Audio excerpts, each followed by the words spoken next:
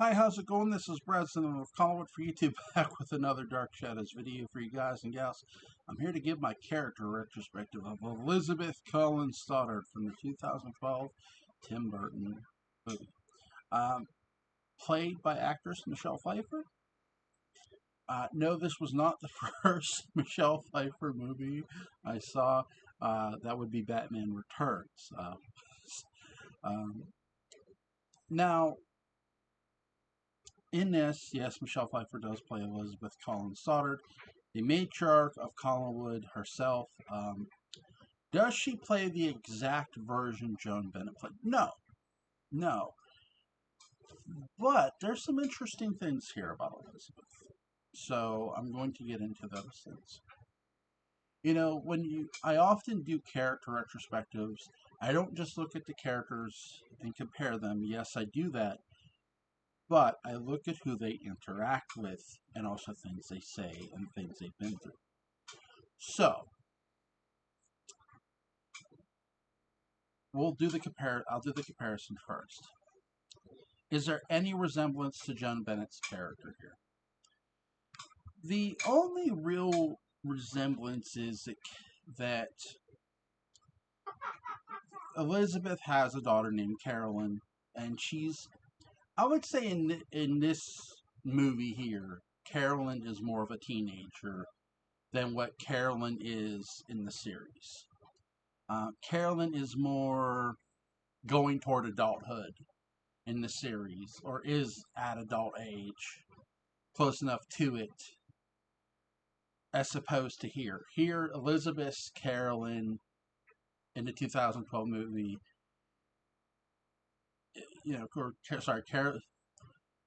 Elizabeth's daughter Carolyn in the 2012 movie is a teenager. I mean, she's not near adulthood. She's more going through puberty than anything else. Um, she's she's becoming a young lady, obviously. We'll say. So that being said, what are maybe the other similarities and differences? I would say the biggest similarity is both have family pride. Both represent their family with pride, and they don't want a scandal. I would say that's a common thing with both characters. Number two, have both women been deceived? Yes, and there's proof of this. When we think of Paul Stoddard in the original series, we know what happened. We know Liz was lied to by Jason, that Paul died, or at least that's what he inferred to her. So he was she was conned that way. Also, he claimed to be a friend of Elizabeth's. He wasn't so much a friend of Elizabeth's as he was a friend to Paul and business partner to Paul. Um, Here in this 2012 movie, um, as far as I know, we don't hear a lot about Paul Stoddard and Jason McGuire. Um, I'm going to say for this sake that perhaps those characters either a it's not that they don't exist, because obviously Carolyn's last name is Stoddard and so is Elizabeth's. And she kept her husband's name. And Carolyn teases, "Hey, what happened to Daddy?" It's most likely that you're getting the that Carolyn most likely could have probably killed her dad. We don't know. You can interpret that however you want. I'm not saying she killed her dad, but you could interpret it that way, or you could interpret that Paul was just out there somewhere. That is one of the most mysterious things about the 2012 movie. What really Look, we know what happened with Paul Stoddard in the original series, right? There's no debating that one. But in the 2012 Johnny Depp Tim Burton / Johnny Depp Dark Shadows movie, what really did happen to Paul Stoddard is one of the best question marks in that movie. Because it's like Carolyn is seemingly hinting at something that might have happened to her mother. Uh, during Alice Cooper's performance, when Alice Cooper's on stage and Carolyn gets on stage and talks to her mom, and it's really eerie and creepy. And it's like, well, wait, what did happen? What did happen to her dad? Is he dead? Did she kill him? Like, what's going on? It's a it's an interesting scene for sure, and it raises a lot of eyebrows and questions about what might have happened to Carolyn's dad in the movie. I want to specify that. With now, does when I say about Elizabeth has been deceived, what do I mean by that in this movie? Well, by the time our buddy Barnabas shows up in this movie, Elizabeth has dealt with imposters. Now, I'm not talking like Jason McGuire type imposter where he's posing as Elizabeth's BFF. No. Um, More along the lines, and I would dare say that though we don't see it, I want to stress that we don't physically see the imposters happen in the movie. There's no flashback or nothing like that. And I'm not knocking the movie for that because I think the Michelle Pfeiffer deserves a lot of credit for selling this. How she's not just questioning Barnabas, she's just downright interrogating him. And we've had many imposters around here. So when she says imposters, she's not just talking name wise. She's talking look, that they went to the extent of looking like a person in the portrait of one of the family members. Maybe not just specifically Barnabas, but other portraits that we maybe perhaps haven't seen, like Joshua or whoever, Isaac. To that extent that they looked, or somebody that they could claim to be a descendant of. Oh, I'm this person's son, and now did Elizabeth always pay the question? And Elizabeth maybe fell for that because they say they had to sell off a lot of their jewelry to stay afloat, and you sort of wonder, well, is it just because of the cannery coming on hard times, or is it because of all the imposters that showed up? That is something that the movie does ask you, and it's up to you to sort of answer that. You can interpret it however you'd like, but I dare say she probably paid off some of the imposters. Now, did she kill any of them? Because the thing about this Elizabeth, which differs from any other version, is um, yeah, Michelle Pfeiffer's Elizabeth carries a pump action shotgun, and I love her for that. Shotgun justice. Why not, right? Does she ever shoot any of them? I wouldn't blame her if she did. That's what I'm going to answer that. I don't know if she actually shoots any of them, but there is something to this character that makes you question, because when you bring up Carolyn's dad too, in this sort of discussion, when I'm bringing it up, I keep thinking to those imposters. If there's a secret that surrounds Paul Stoddard in this movie, and there most likely is, more often than not, right? What secret surrounds these imposters? Like, did Liz just pay all of them off? Now, do I think she paid all of them off? No, because if she paid every single imposter that ever showed up at that house off, um, yeah, I don't think there would be I don't think they would be living in that house, no matter how much cost they cut. Um, I do think she got rid of them, maybe perhaps by shooting them.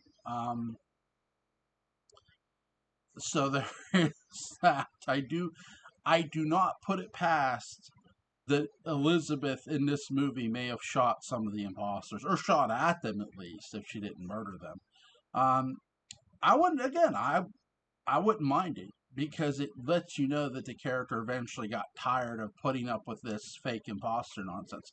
And you can sort of tell that she did get tired of putting up with it.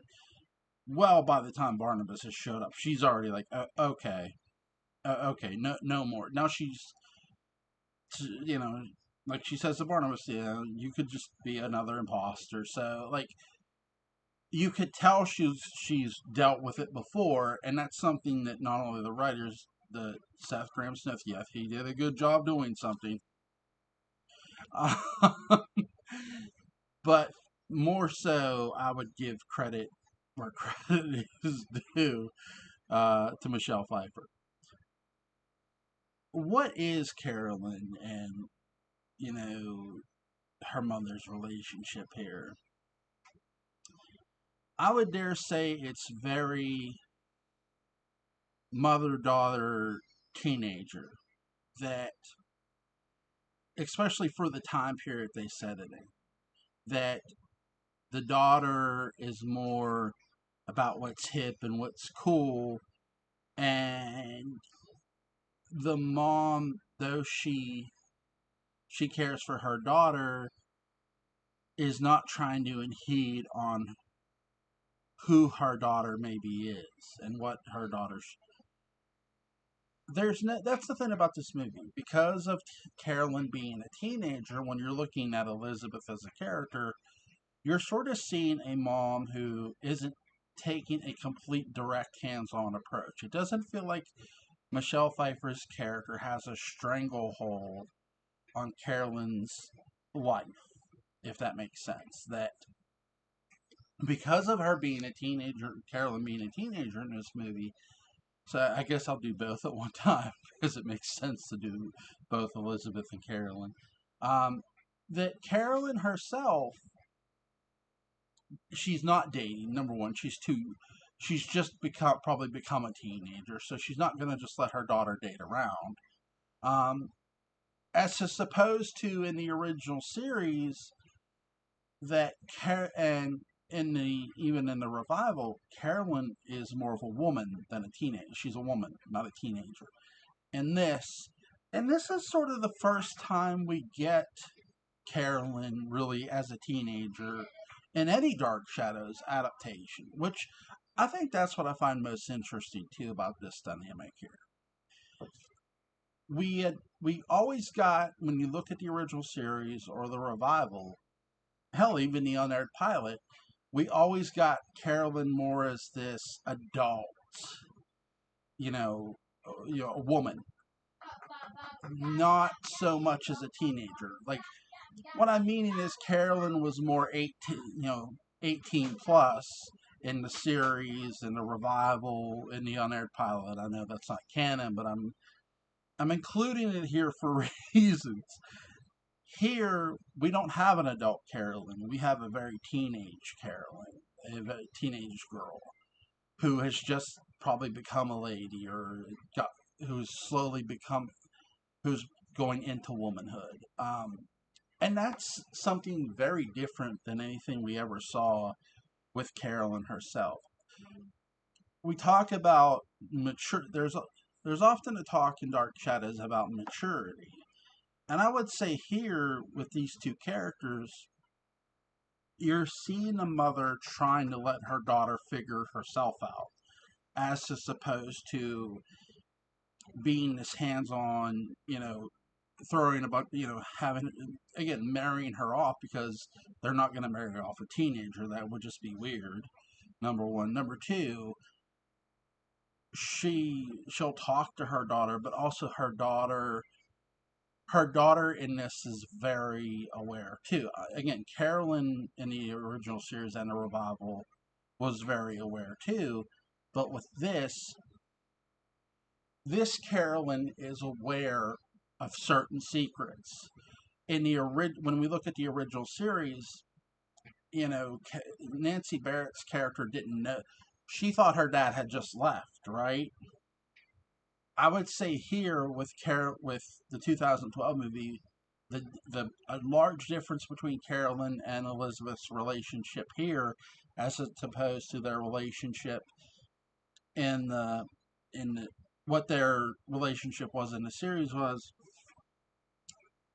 Carolyn, in the original series, was somebody who thought her dad had just left her mother. She always wanted to probably be the one who confronted him. In the 2012 movie, something has happened to Paul. Something. And it most likely involves Carolyn. And I think that's something that is really, really interesting. And Liz knows it happened. Like, that's sort of what that scene, was it the happening scene is sort of confirming. Carolyn did something. Liz knows what Carolyn did. And we get that sort of later when Carolyn turns into the werewolf and stuff. Something happened to Paul, and you can sort of guess what. Um, I would also say too, with this character retrospective of Elizabeth, her interactions with Barnabas are very interesting. She makes this deal with him. Welcome home, Barnabas Collins. Um, Barnabas knows all the secrets of the house. He knows the secret passageways. There's things he knows that an imposter wouldn't. So he does prove to be a Collins, and it's because he is. Liz's interaction with her brother, um, it's again, it's not. I can't even compare it to Elizabeth and Lewis or sorry, Jen Bennett and Lewis Edmonds, because it's not. It's nowhere near that. Raw,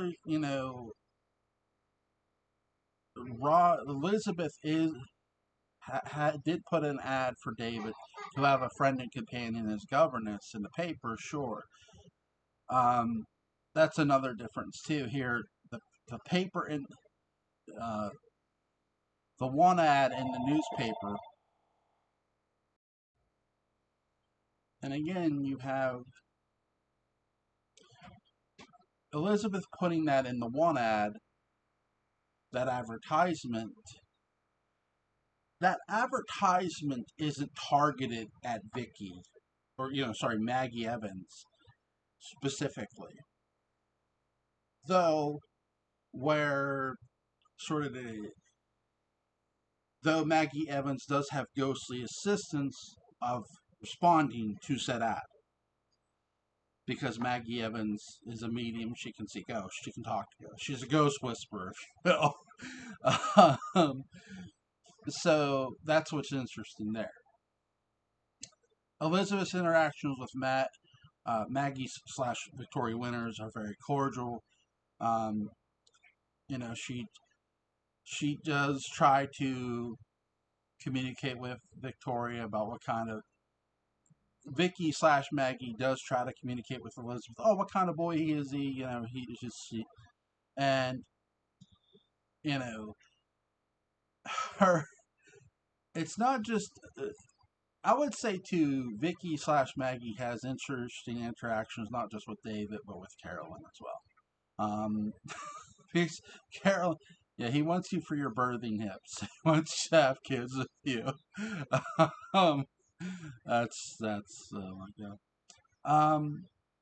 I will say too that Michelle Pfeiffer's shotgun shooting at Angelique is really interesting. You can tell that there is just great acting tension between Elizabeth and Angelique, two characters who just cannot stand one another. And you gotta love the female hatred between the two characters. I think that's something I enjoy most of the 2012 movie.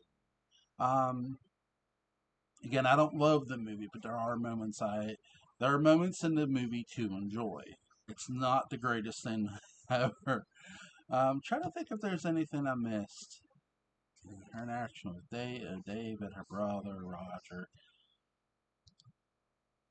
I do wish there would have been a lot more of